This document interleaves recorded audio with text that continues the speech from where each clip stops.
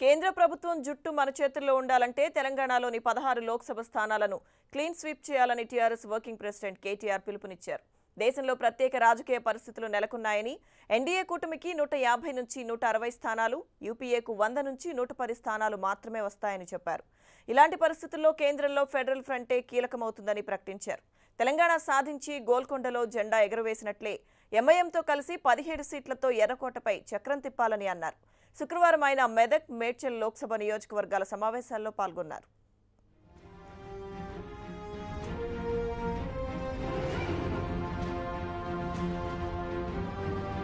తెలంగాణ రాష్ట్ర సమితి లోక్సభ ఎన్నికల ప్రచారం ముమ్మరం చేసింది. టీఆర్ఎస్ వర్కింగ్ ప్రెసిడెంట్ కేటీఆర్ నియోజకవర్గాల వారీగా సభలు నిర్వహిస్తున్నారు.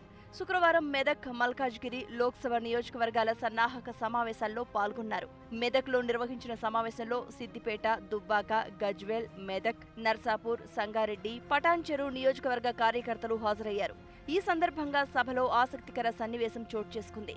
హరీష్ రావు, కేటీఆర్లు సవాళ్లు విసురుకున్నారు. కరీంనగర్, వరంగల్ నియోజకవర్గాలతోనే పోటీ ఉందని, మెదక్లో 5 లక్షల మెజారిటీ సాధిద్దామంటూ హరీష్ రావు కార్యకర్తలకు సూచించారు. అయితే వచ్చే ఎన్నికల్లో మెదక్లో కంటే కరీంనగర్లో ఒక్క ఓటైనా ఎక్కువ తెచ్చుకుంటామంటూ కేటీఆర్ సవాల్ చేశారు. ఇది బావా బామ్మర్దుల సవాల్ కాదని, తామిద్దరం బాగానే ఉన్నామని చెప్పారు. ఎక్కడ అంటే అది మెదక్ జిల్లా నుంచే, మెదక్ పార్లమెంట్ నుంచే ఉండాలి. పోటీ కాంగ్రెస్తో లేదు, పోటీ బీజేపీతో లేదు, పోటీ కరీంనగర్ పార్లమెంట్తో ఉన్నది. మనకు పోటీ వరంగల్ పార్లమెంట్తో ఉన్నది. మెజార్టీ కరీంనగర్ వాళ్ళు ఎక్కువ తెస్తారా, వరంగల్ పార్లమెంట్ వాళ్ళు తెస్తారా, మెదక్ పార్లమెంట్ వాళ్ళు ఎక్కువ పోటీ మెజార్టీ తెస్తారా అన్నది మనకే పోటీ తప్ప ఇవాళ ప్రత్యర్థులు ఆల్రెడీ చేతులు ఎత్తేసింది. పోటీ మెజార్టీలో పోటీ పడ్డాం.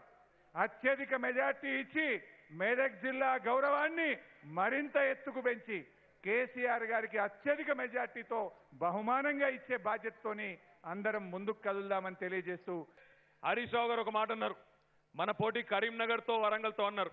నేను కరీంనగర్ నుంచి ఎమ్మెల్యేగా ఉన్నా, నేను మిమ్మల్ని సవాల్ చేస్తా ఉన్నా మెదక్ పార్లమెంట్ నియోజకవర్గంలో మాకంటే ఎక్కువ మెజారిటీ తీసుకొచ్చి రుజువు చేసుకోవాలని చెప్పి ఈ వేదిక మీద ఉండే నాయకులకు, ముందుండే నాయకులకు సవాల్ చేస్తా ఉన్నా అని చెప్పి కూడా ఈ సందర్భంగా విజ్ఞప్తి చేస్తా ఉన్నా. మీకంటే ముఖ్యమంత్రి గారు ప్రాతినిధ్యం వహిస్తున్న మీ నియోజకవర్గం కంటే ఒక్క ఓటన్నా ఎక్కువ తెచ్చుకొని కరీంనగర్ నుంచి తప్పకుండా ముందుంటామనే విషయాన్ని కూడా ఈ వేదిక ద్వారా చెప్తా ఉన్నా. ఇక మీకు మరి బావాబామదులు కాదు, నేరుగా ముఖ్యమంత్రి గారితోనే. బావాబామదులకు ఏం లేదు, అంత మంచిగానే ఉన్నాం. కానీ కేంద్రంలో ఏ కూటమికి స్పష్టమైన మెజారిటీ రాదని టీఆర్ఎస్ వర్కింగ్ ప్రెసిడెంట్ కేటీఆర్ జోస్యం చెప్పారు. మోదీ సారథ్యంలోని ఎన్డీఏ కూటమికి 160కి మించి ఎంపీ స్థానాలు వచ్చే అవకాశం లేదు అన్నారు. రాహుల్ నాయకత్వంలోని యూపీఏ పరిస్థితి అంతకంటే దారుణంగా ఉంటుందని విమర్శించారు. 5 ఏళ్ల తర్వాత ఈరోజు ఏ సంస్థ సర్వే చేసినా స్పష్టంగా కనబడతా ఉన్నది, బ్రహ్మాండంగా కనబడతా ఉన్నది. దేశంలో నరేంద్ర మోడీ సారథ్యంలోని ఎన్డీఏ కూటమికి 150, 160కి మించి స్థానాలు వచ్చే పరిస్థితి లేదు.